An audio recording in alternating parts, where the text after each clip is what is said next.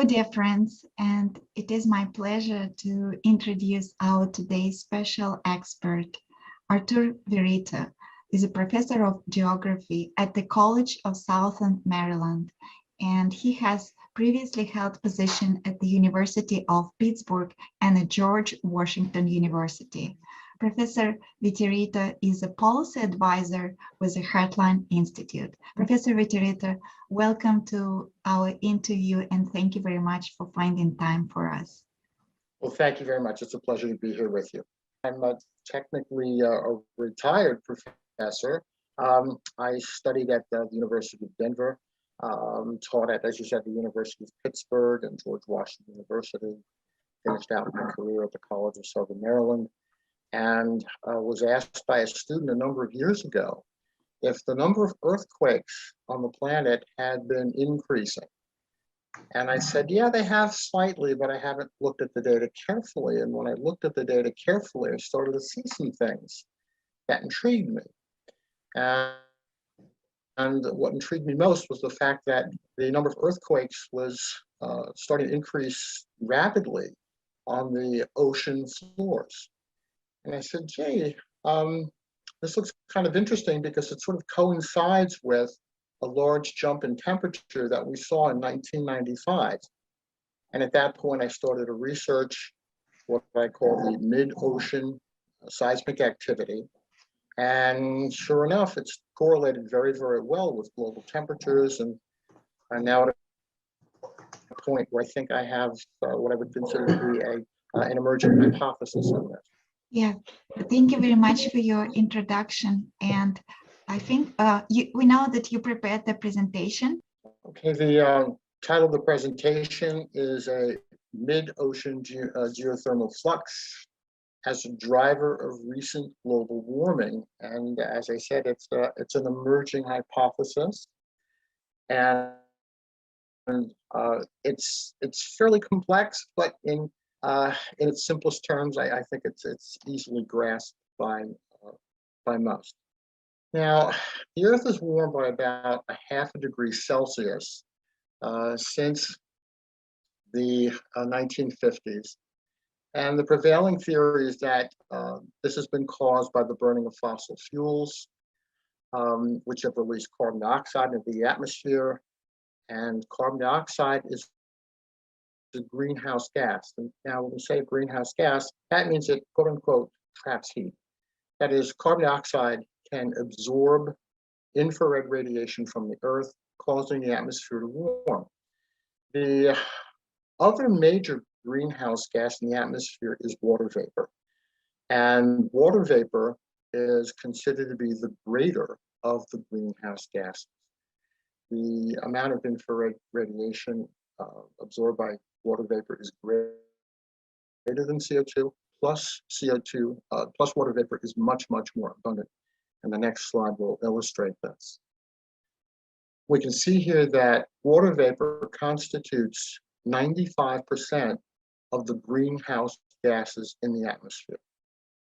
Carbon dioxide, by contrast, is only 3.6%.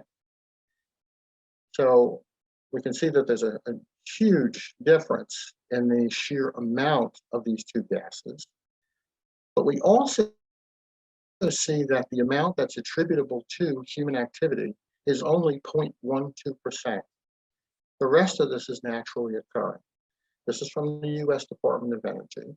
And we see here that there is a huge disparity between the two gases, that is water vapor and carbon dioxide. However, the greenhouse gas advocates have claimed that it is this human component that is causing Earth to warm. As another way of looking at this graphic shows that if we take the total atmospheric composition, our atmosphere is 78% nitrogen, it is 21% oxygen, 0.93% argon, which is an inert gas. CO2 is this very small part down here, and anthropogenic or human-generated CO2 is 1 part per 10,000 parts of the total atmospheric composition. And the alarmists are positing that this is the main driver of recent global warming. The numbers don't seem to add up. In fact, the carbon dioxide catastrophists have shown us that this is how much warming we should have expected from the CO2. That's the line here in red. The figure down here shows us how much we've actually had based on a number of different observations.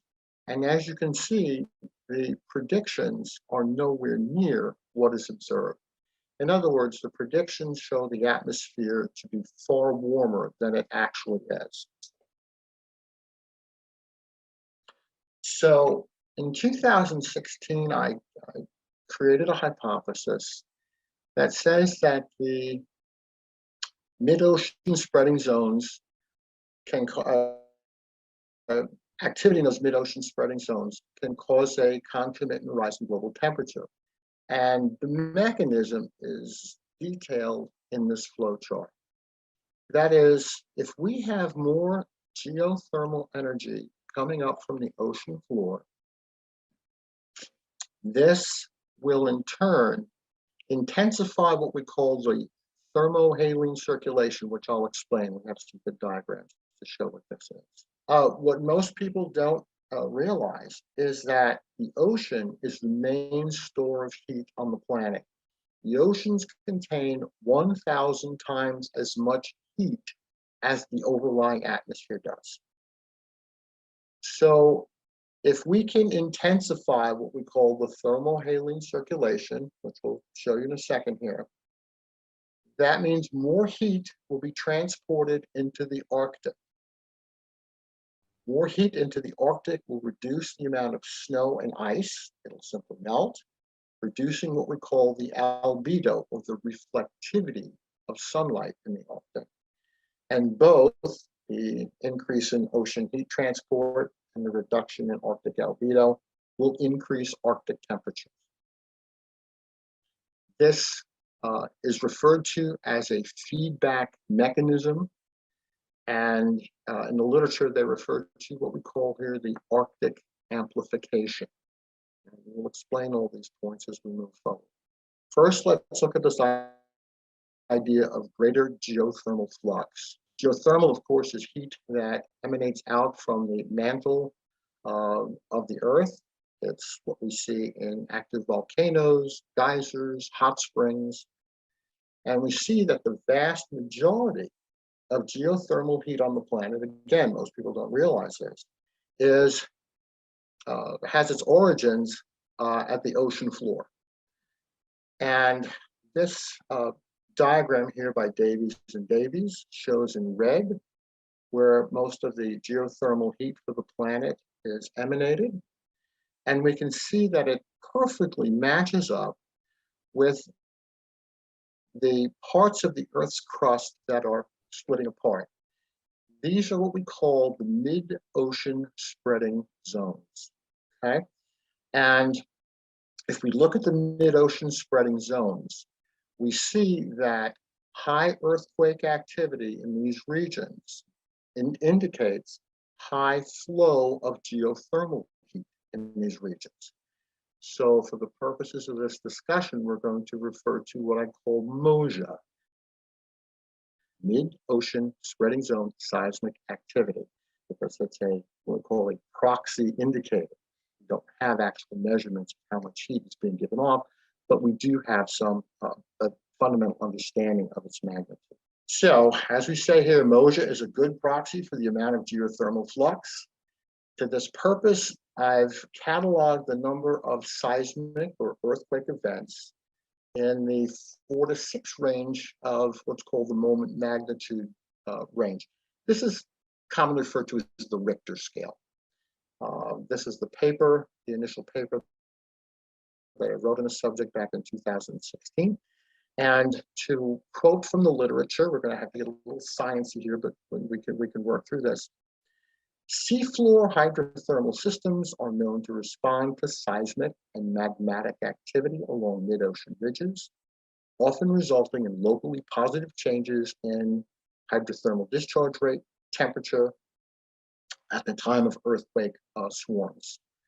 That is, as you have more earthquakes in these mid-ocean spreading zones, you will have a greater release of geothermal heat. And I've tracked this. I've looked at the seismic activity in these mid-ocean spreading zones. And here's the chart. We can see that the mid-ocean seismic zone, seismic activity remained fairly constant up until 1994. In 1995, it started to increase, and it jumped up to much higher levels throughout the remainder of the 90s, and it has remained there.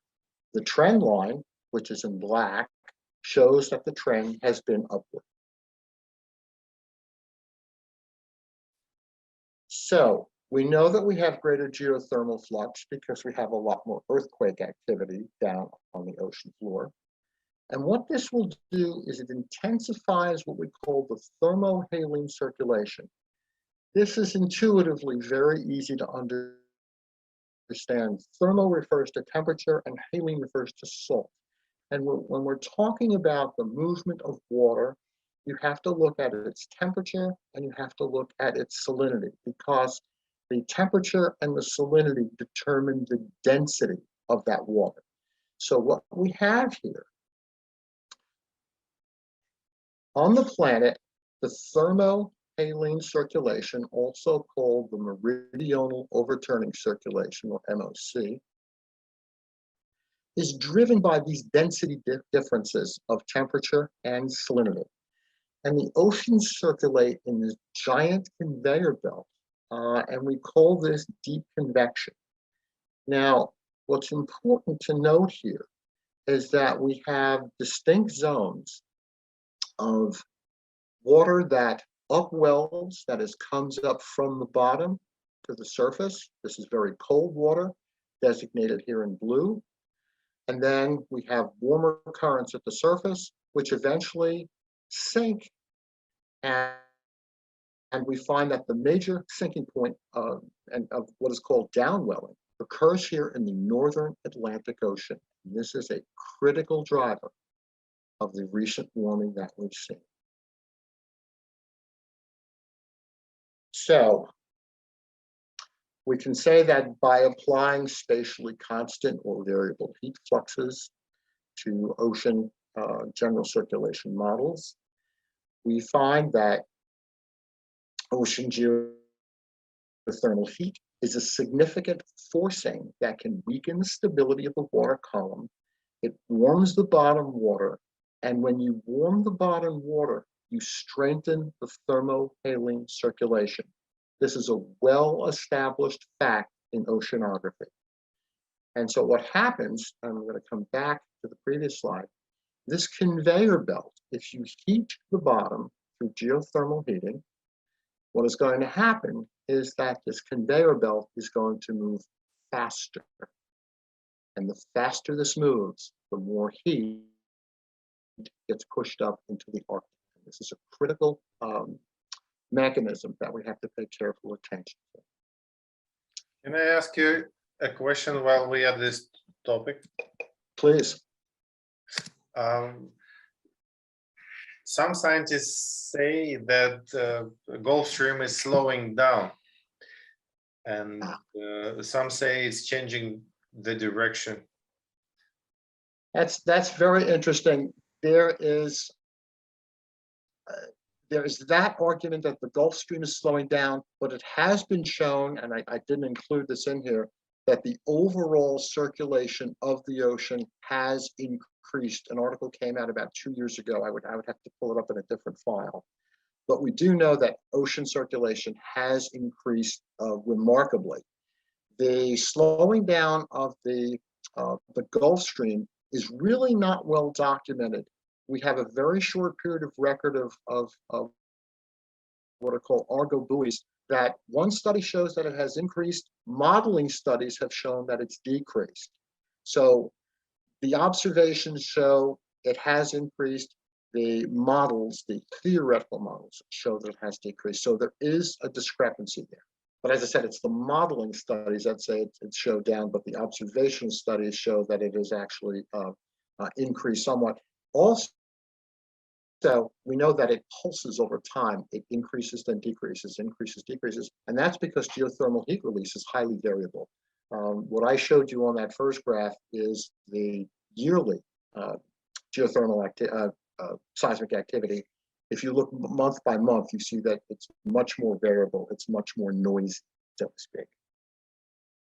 Now, in a landmark study, it was shown that geothermal heating stimulates convective activity in the Southern Ocean, and geothermal heat fluxes intensify the maximum of the Atlantic meridional overturning circulation by about 10%, and that is significant. Now, just to give us a perspective, one study showed that the Gulf Stream transports as much heat into the North Atlantic that's the equivalent of 10,000 medium-sized nuclear power plants. So we're talking tremendous amounts of heat involved here. So this increased oceanic heat transport into the Arctic is documented in many ways. First, here's the branch of the thermohaline circulation that we want to look at.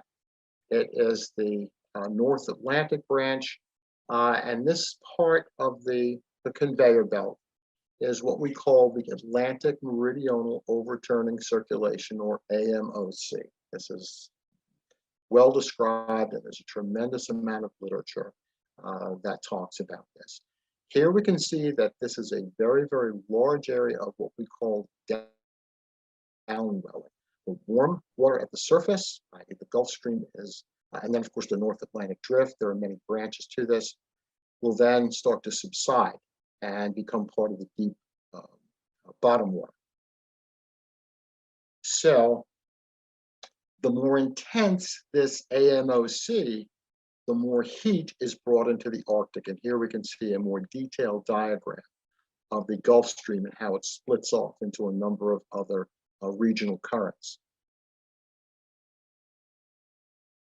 So again, a landmark study done by Majan, Zhang, and Delworth shows that an intensification of the Atlantic Meridional Overturning Circulation is associated with an increase in the upward surface long wave sensible and latent heat fluxes from the ocean to the atmosphere, along with an increased downward short wave flux, i.e. sunlight, into the ocean via the reduction in the surface albedo, which is the reflectivity over Labrador, Greenland, the Barents Sea in the fall, and peaking in the winter, and we'll come back to this. We have data to back this up. The increased net upward heat flux from the ocean open surface, as well as through the thinly covered ice, further increases the surface air temperature. This is well documented. This is a Journal of Climate study, peer-reviewed, highly regarded. So if we look at the current state, so to speak, of the Atlantic, we are now in what is referred to as the positive phase of the AMO, which is the Atlantic Multidecadal Oscillation. And this is what the temperature field looks like. And you can see here the areas in red, primarily in the central and northern Atlantic, have been running much, much warmer than normal. And I'm going to show you how we got to this state. We arrived at this state starting in 1995. That is, these anomalously high temperatures giving us what we call a positive AMO has been around since 1995. And we're going to link these two together when we start looking at our circumstantial evidence. So in addition to directly transporting heat into the Arctic, we know that we're also able to now reduce snow and ice, which reduces the reflectivity of the surfaces in the Arctic. As you all know, snow and ice are highly reflective. This is why if you go skiing, you'll wear ski goggles to protect your eyes. Here we see a shot taken from the NASA Earth Observatory in 1979, a snapshot of the snow and ice cover in the Arctic. Here, of course, we can see here in the bottom right-hand corner of this first image, here's Alaska, here's Greenland, up here at the top of the image. And we can see the extent of snow and ice in 1979. Here we can see on a typical day, the extent in 2007. We can see that it's been greatly reduced. And this is very, very important because as you melt snow and ice, you produce what is referred to as a positive feedback. That is, if you cover an ocean surface with snow and ice, you're going to reflect about 90% of that sunlight right back out into space. Only 10% is going to be able to penetrate and warm the ocean underneath it. However, if you remove the snow and ice, if you look at the right-hand side of the diagram, we see that without water and ice, the ocean now absorbs 94% of the incoming radiation, only reflects 6% of it, and that serves to amplify or feedback and warm the water even further. Here we see an interesting image around the Arctic, and it also looks at the snow and the permafrost. And we can see here that in the areas in deep purple, we have had continuous reduction in snow and permafrost. And here we see in the lighter purples, we have less of an impact, but the area that is adjacent to and encircling the Arctic is, if you will, it has been under continuous loss of snow and ice since 1995. So we say here that, and again, going back to Marjan, they state that an intensification of the AMOC inhibits sea ice formation, leading to the largest decrease in sea ice concentrations. So these decreases in sea ice concentrations have been well documented, they've been noted in the literature, and we know that this kicks in, this enables this positive feedback. So the net effect of all this, the intensification of the greater geothermal flux, which intensifies the thermohaline circulation, which increases oceanic heat transport in the Arctic, which also reduces snow and ice, results in increased Arctic temperatures. And sure enough, the data clearly show that the latest warming, this is going back now to 1995, has been concentrated at the North Polar region. The tropics have warmed a modest amount, South Pole has warmed virtually nothing. But we can see this Arctic amplification has definitely kicked in. We're going to try to pull this together and see both direct and circumstantial evidence to support the hypothesis. And first, we're going to look at some direct evidence in the form of statistical inference. Somebody said to me, well, you have to have some mathematical proof of this. I said, well, we put together a regression model for this. Well, you need math. I said, last time I looked, statistics was math. Here again is the first diagram that we showed you of the mid-ocean seismic activity, which is the proxy for geothermal flux. We've taken the trend line out. The reason we start this at 1979 is because this is the first year that satellite temperature data became available on a global scale. I believe this is the most accurate, it's the most comprehensive database. It is the least contaminated by surface changes, and also it has complete geographic coverage. So we're getting readings over the southern Indian Ocean and Antarctica and the middle of the Pacific, as opposed to just urban areas in Canada and the US. So this is, I think, the best data set that we can work with. Now, if we put the two of them together, we see this. The mid-ocean spreading zone seismic activity plus global temperature is the bar graph in blue. Global temperatures are the curve in red. And we can see they kind of match up, but you almost have double vision. The peaks don't and the valleys don't quite line up. However, if we do a simple adjustment to the data, that is, we do a 2-year lag adjustment, we find that the temperatures lag the mid-ocean seismic activity by 2 years. We can see the peaks line up very, very nicely, and even the valleys line up very, very nicely. There's a little anomaly going on right here at the current time, which I'm describing in this paper I'm writing now. There was a weak El Nino that hit, which elevated the temperatures, but as you can see, they're coming back down now, in line with what the seismic activity would lead us to believe. If we make them both line graphs and we match them up together with that 2-year lag, because it takes about 2 years for the temperature changes to start to work their way through the system and start to manifest themselves in warmer global temperatures, we see that these two curves match up very, very nicely. This is a very tight fit. We call this a goodness of fit.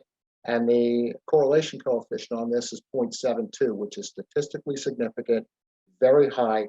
The mid-ocean seismic activity, which is our indicator of geothermal heat, is explaining 52% of the variation in global temperatures over the last 42 years. We're now going to present some circumstantial evidence, which is really quite stunning. And 1995 was a very, very important year because it was an inflection point in global temperatures. That is, the mid-ocean seismic activity and consequently geothermal release suddenly spiked up in 1995. And we see that a number of other geophysical phenomena also changed in 1995 because it's all connected. And here 1995 is designated with a green arrow. So first, if we look at our mid-ocean seismic zone, it's a spreading zone seismic activity, we see in 1995, after a relative period of quiescence with a few ups and downs, it starts to move up significantly higher in 95, and then it jumps up in 96 and 97. But 95 is the inflection point. This is when it sort of breaks the trend line, the flat trend line that was in the 70s and 80s. In fact, this is a period of time when all of the media were talking about global cooling, and that was the catastrophe of the day. But as you can see here, by 1995, the MOSA, or the mid-ocean spreading zone activity, starts to move higher. Now remember that AMO index we showed before? We also see in 1995 that the AMO, or the Atlantic Multidecadal Oscillator, which tracks North Atlantic temperatures, we see that that also changed phase, or it flipped from what we call a negative phase, that is cooler ocean temperatures in blue, and in 1995 it flipped to warmer ocean temperatures. Precisely the same year that all of the seismic activity in the oceans jumped up. Here we can throw in another variable. We identify the AMO warm phase back in the earlier part of the century, a cold phase, and then finally the warm phase. We see it again, lines up perfectly with 1995. In addition to that, the blue bars here show what we call the ACE, or the Accumulated Cyclonic Energy Index. It tells us how much energy is being released by cyclones in the North Atlantic. Here we see the North Atlantic Accumulated Cyclone Energy Index. That is, that index also jumped sharply in 1995. And you need high sea surface temperatures in order to generate hurricane activity. And we see that it perfectly coincides with when the AMO flipped from a cold phase to a warm phase. But again, 1995 was that demarcation point.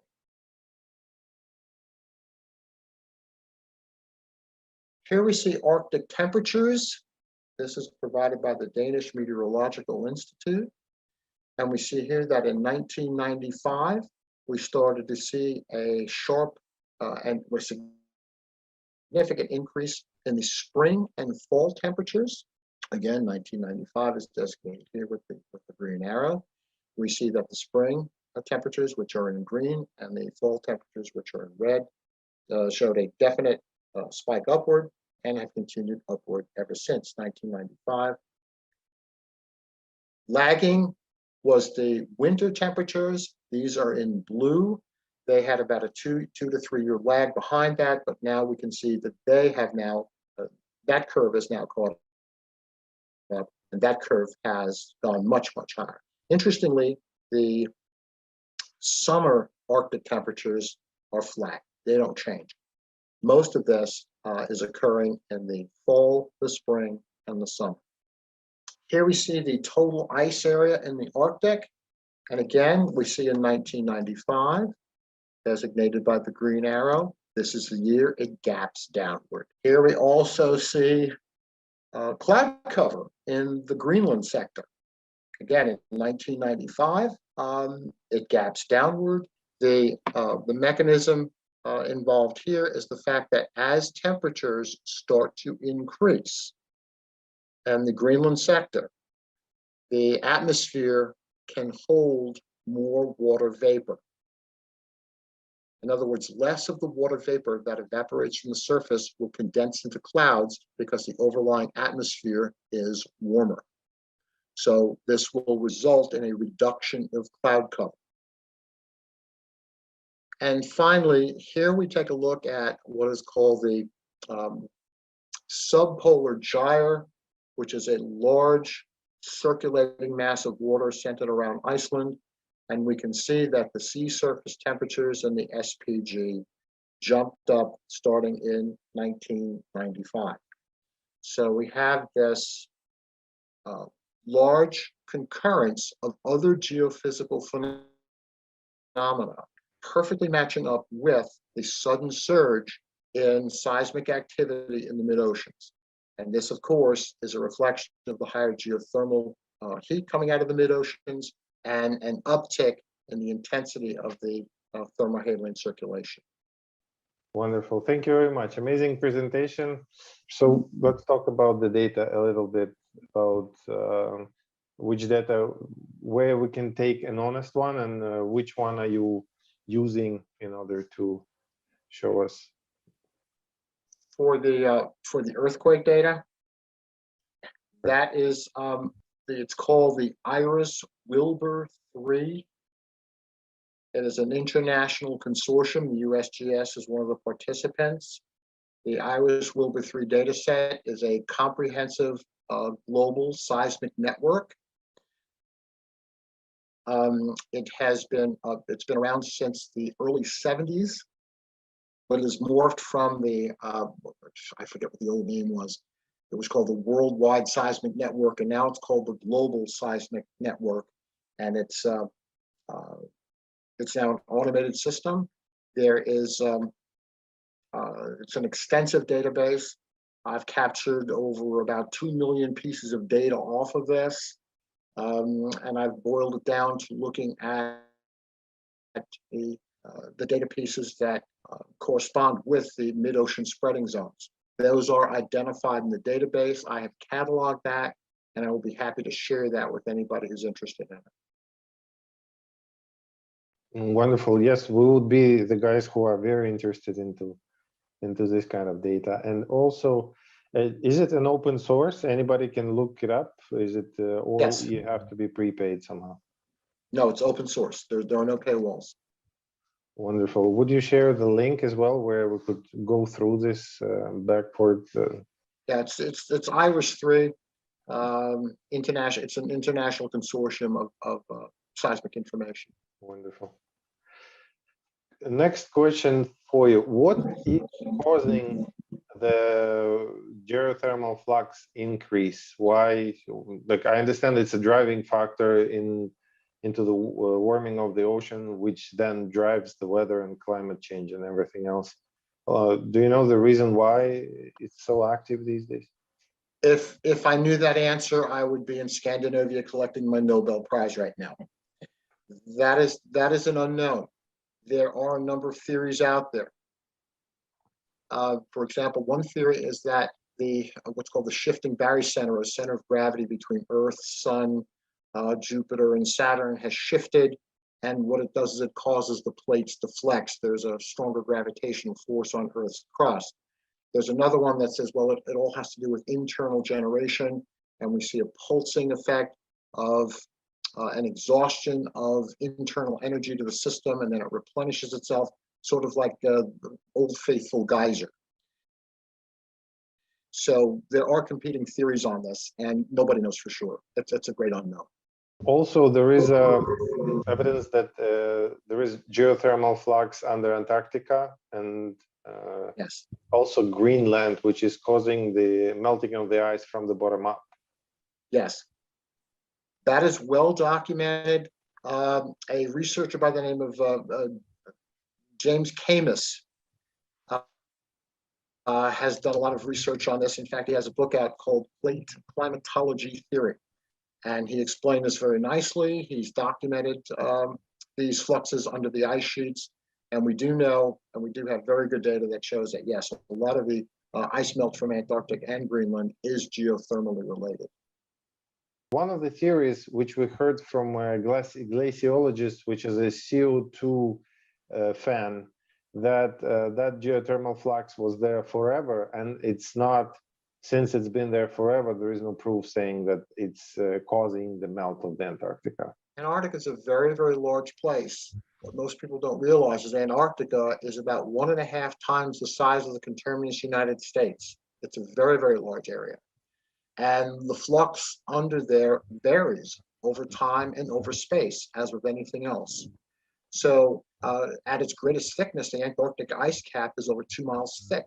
So most of the geothermal flux will affect the thinner parts of the ice cap. And it has led to, yes, glacial melt. There's some, we don't really know what the extent is. They're just beginning to map the geothermal sources under Antarctica right now. We can see that ice is melting more and more.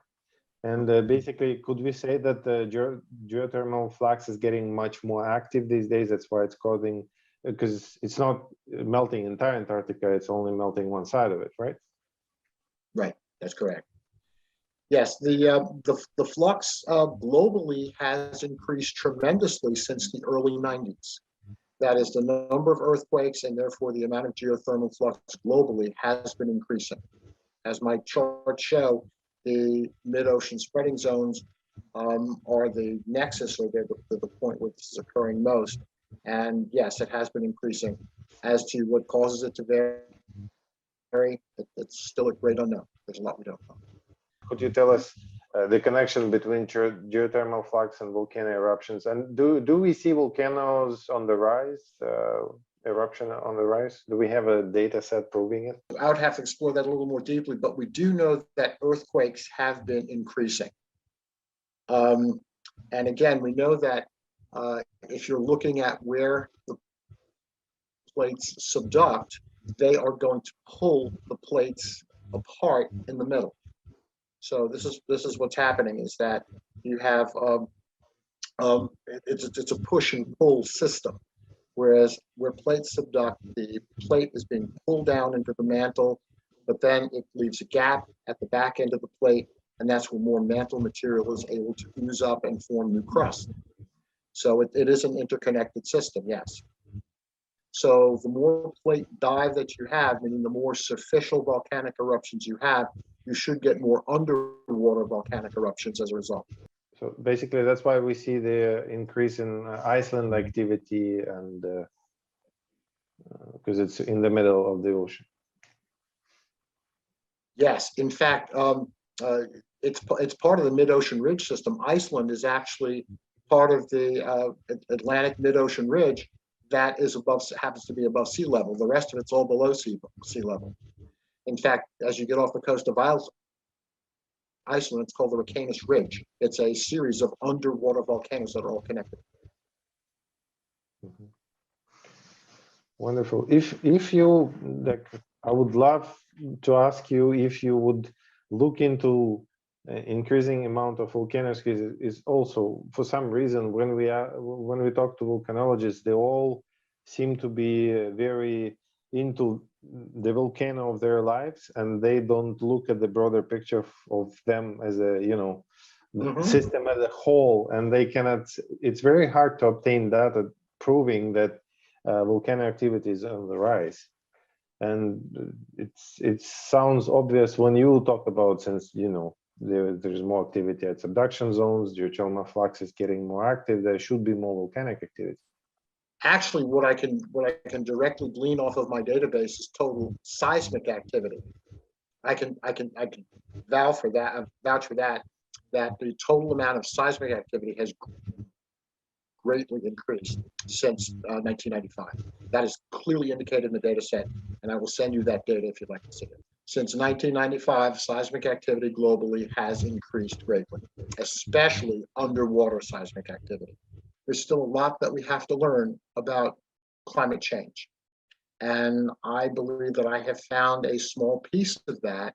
That is, I believe that seismic activity, which has been largely ignored in the literature, is one of the drivers of that climate change, and we need to explore it more, and we need to better integrate it into other understandings that we have about climate change.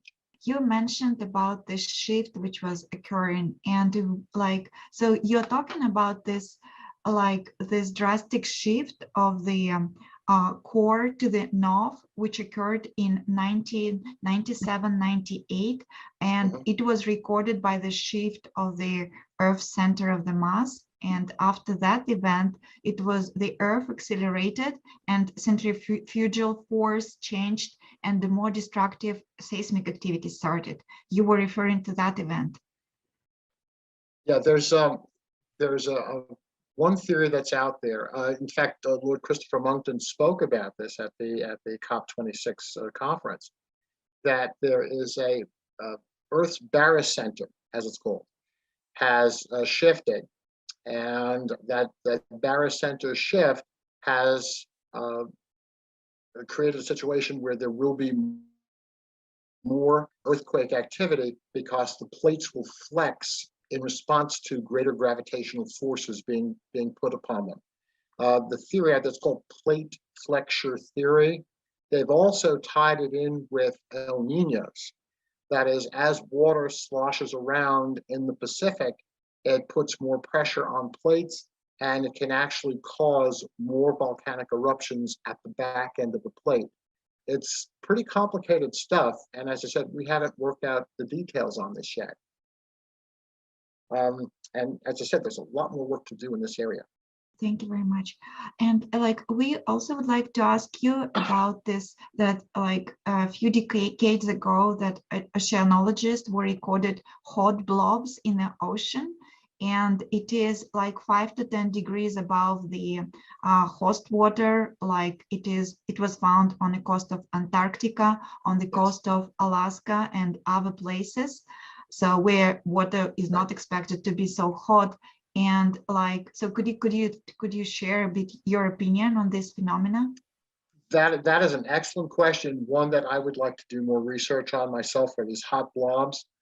I believe what is happening is that in addition to changing the thermohaline circulation, if the seismic activity and the geothermal heat release is close enough to the surface, I believe that through convection, that is the heat simply rising up, I believe that can cause this to also warm up, and you will get these hot blobs or streaks that we see in the ocean. We see one off the coast, the east coast of North America. We know that there is a geothermal seep off the east coast, and that's giving us a tongue of warmer temperatures creeping up the east coast. This is unexplored territory. As I said, James Camus has done some work on this, but we're just now beginning to take a look at this. Unfortunately, I don't have any funding or research assistance to do this, but there are many, many unanswered questions. This is one of the things on my agenda to look at down the line. These mysterious blobs. Off Antarctica, there seems to be more and more evidence that this is geothermally driven. Off the Aleutian Islands, we know that we also have what are called, we have very complex convergence zones, and these areas are called back arc basins. So that as one plate dives under another one, it actually splits small pieces of the plate right behind that. And that gives you extra geothermal release close to the surface. That may in fact be what's going on here. But this is This is terra incognita at this point. We still don't understand that. The problem is that most of these researchers won't look at it because it doesn't fit the paradigm of, well, CO2 must be causing all these hot blobs, it must be causing the melting of the ice, et cetera, et cetera. So what happens is they tend to get very myopic in their view as to how they approach this. We will see that we also have a lot of back arc basins all around that Pacific rim of fire. I specifically excluded the back arc basins from my analysis because there it gets very, very complicated, because sometimes you can record large amounts of seismic activity, but you don't have a lot of activity in the back arc basins. And that you have to start reading those out literally basin by basin. And this is where we need much, much more detailed data and many, many more detailed studies in order to sort of pin that down. And this is, again, this is a pretty, it's a budding branch of research that I think needs to get a lot more attention, and it just hasn't. And this is where organizations like NOAA, the US Geological Survey, they need to start getting some funding, putting that together and getting it out there to try to get some answers to some of these things. As far as funding goes and researching, we don't have no funding, but we have an army of people who are willing to assist and do the footwork and help you with research. I know there is a lot to do when documents, and we have proven that we are capable of collecting the data and putting ends together. So if you need help in that regard, we are very willing to do that. Thank you. I appreciate that. And as an initial offering on all this, as I said, I will be happy to send you all of my data. You can have every bit of it, all the spreadsheets. There's 42 years worth of data with this. I can aggregate it, disaggregate it. I can do some of the analysis for you. But then at some point, I think it'd be great if some of you folks could sit down and ask your own questions and start to work with that data directly. And I, of course, will show you how to extract that data. It's not a very hard thing to do at all. It's a relatively simple spreadsheet exercise. That's because the IRIS database is a very sophisticated database, and they've pretty much worked out, I think, all the details that need to be worked out on this. It's a pretty remarkable database. It's probably the most remarkable database I've ever seen out on the internet. It's phenomenal, and it is open access. But I think that would be a good starting point for us, is to have a data sharing, and then to start to pose questions to that data that we can then collectively sit down and start to answer. I think that's a wonderful idea. Yeah, thank you. It's really amazing offer, and we are happy really to have your scientific support, and of course data. I think world most precious thing nowadays is data. So yes, when you can have data, then you can rule the world. Absolutely. It's all public access information. As I said, I've cataloged it and siloed it and put it into different bins, and I'll be happy to send it. And as I said, it's a good starting point for all of us. When I look at your map, when you were showing where we have hotspots, and we for sure had these hotspots in the ocean at the north, close to Greenland, and which you show in the ocean. We were reading this most recent articles on Gulf Stream. I know that you already answered that question, but essentially, we also found information that it was time in the past when Gulf Stream was stopping.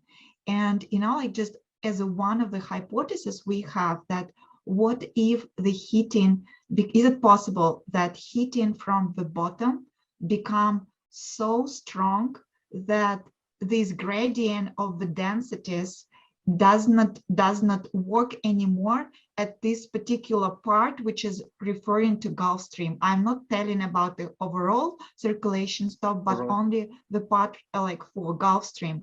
How possible this scenario? What is your opinion on that?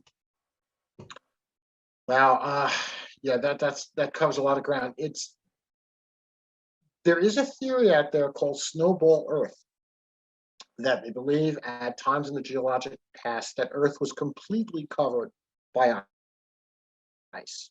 And that what happened was that we built up so much geothermal heat at the bottom that it served as a capacitor, as a the ocean served as a giant heat store. And it was able to then erupt through the ice, start to break the ice up, and get the currents flowing again. Because effectively, the vast majority of water that's moved by currents, of course, it's wind driven, but it's also driven at the bottom. They call it tunneling.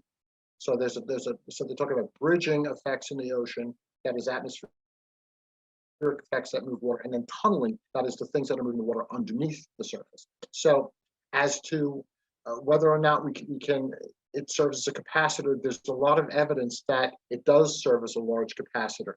Now, a major theory right now, and this all fits in with the CO2 idea, is that if we continue to melt snow and ice at the rates that we have, it's going to freshen the waters in the Arctic. When you freshen the waters of the Arctic, it slows down the thermohaline circulation. And because what it does is it ices things up, and the thermohaline circulation will shut down. So this is how they've justified their argument that the Gulf Stream is slowing down. Well, it must be slowing down because we've melted so much snow and ice, and we have much more fresh water in there. So the thermohaline circulation must be slowing down because our models say it should be slowing down. Unfortunately, as I said, there's one article by Josh Willis that came out in 2011 showed that the Argo data showed that no, it's intensifying, and I'll show you that. So you have observational studies versus modeling studies, and they don't seem to match up. If they keep pursuing the CO2 hypothesis, that is one molecule in 10,000 is running the whole show, they're going to keep ending up with, I think, bad models that are going to give them bad results and lead them to bad conclusions. Unfortunately, it's all been highly politicized too. There's power and money involved in this as to who's controlling energy sources and how energy gets transported, and what are the sources and the sinks for all this energy.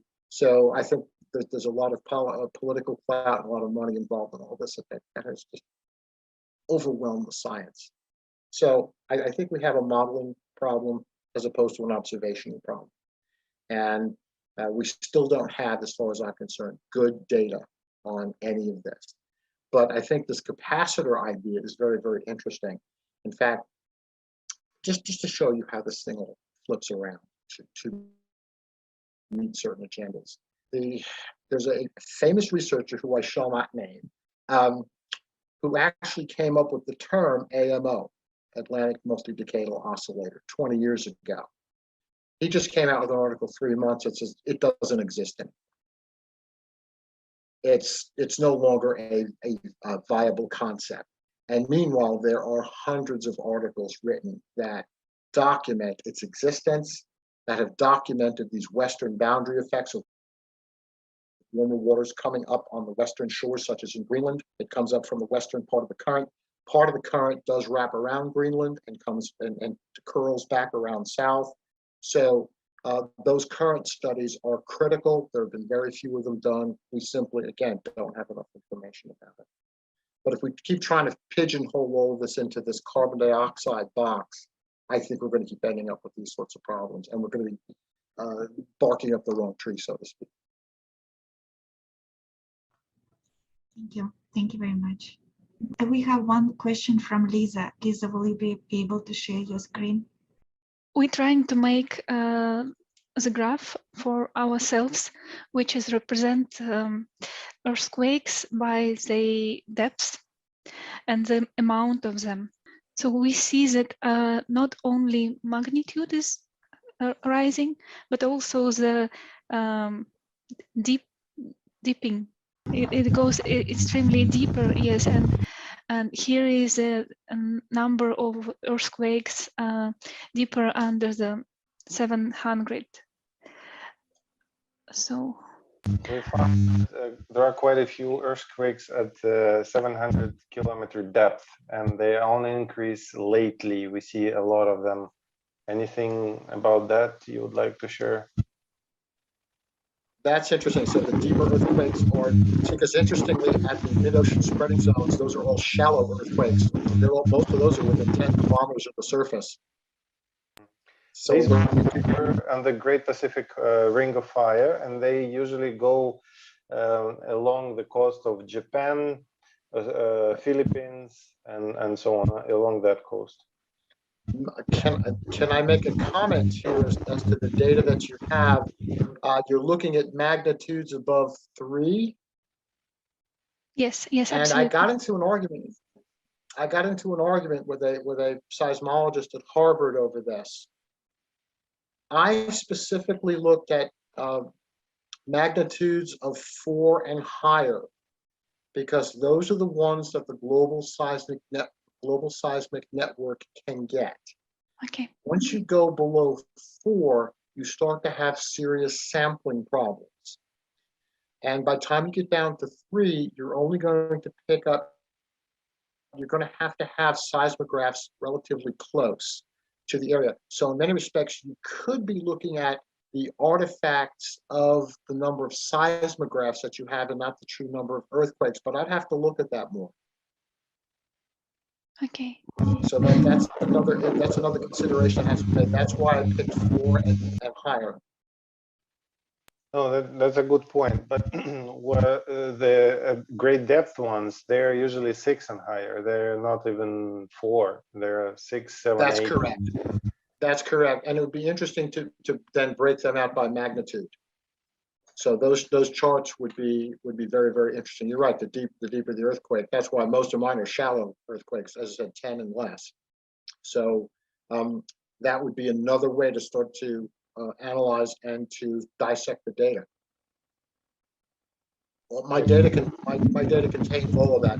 It contains the entire global data set from 4 to 6. Okay, because well, first of all, they seemed to be extremely rare, those 500, 600 kilometer depth earthquake. Right. And now we have, and they, like once a year they used to be, and so on. And sometimes they were considered a fluke of nature. But now we see like 1 a week, and the depths are growing. They're going 600, 700, 750 kilometers.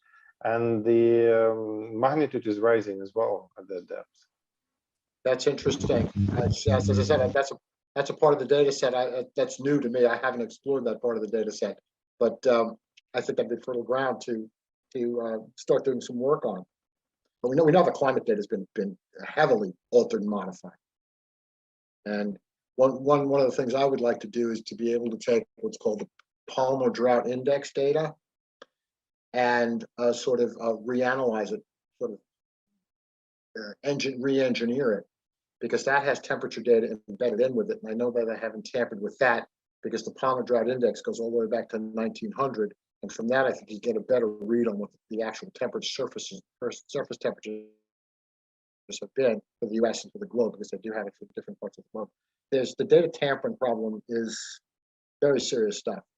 And what that does is it corrupts the scientific process to the point where it now becomes advocacy and such. Yeah, and the most importantly, it may put people to the danger. I mean, if we are at the rise of the seismic activity, I think a lot of people really hope that they will get this information, and they it would corresponding adjustments should be done so that to prevent any possible major earthquakes. Yes, oh, absolutely. I mean, one of my goals with this research is I've noticed that the last 2 largest El Niños on record, the one of 1997, 98, and the one in 2016, were all preceded by large jumps in mid-ocean seismic activity. It's a 2-year lag. It's a 24-month lag. So if I start to see that seismic activity jump up again, I will then make a prediction of a large, record-breaking El Nino, and hopefully fishing, agricultural settlement, hydrologic communities can adjust to that sort of thing. And there's a lot of value to be able to predict that sort of stuff. But you're right. This is the sort of thing that we can't lie about these things. We have to be totally objective the entire time. There was a common knowledge known that any volcano eruption is actually causing more, like throwing out more CO2 than entire humanity in 2 years. But lately, somehow they managed to show the data saying that humans are throwing out more CO2. And Yes. where do they get how do they calculate how much CO2 we throw out? Where do they take the data? They pretty much look at how much fossil fuel has been burned.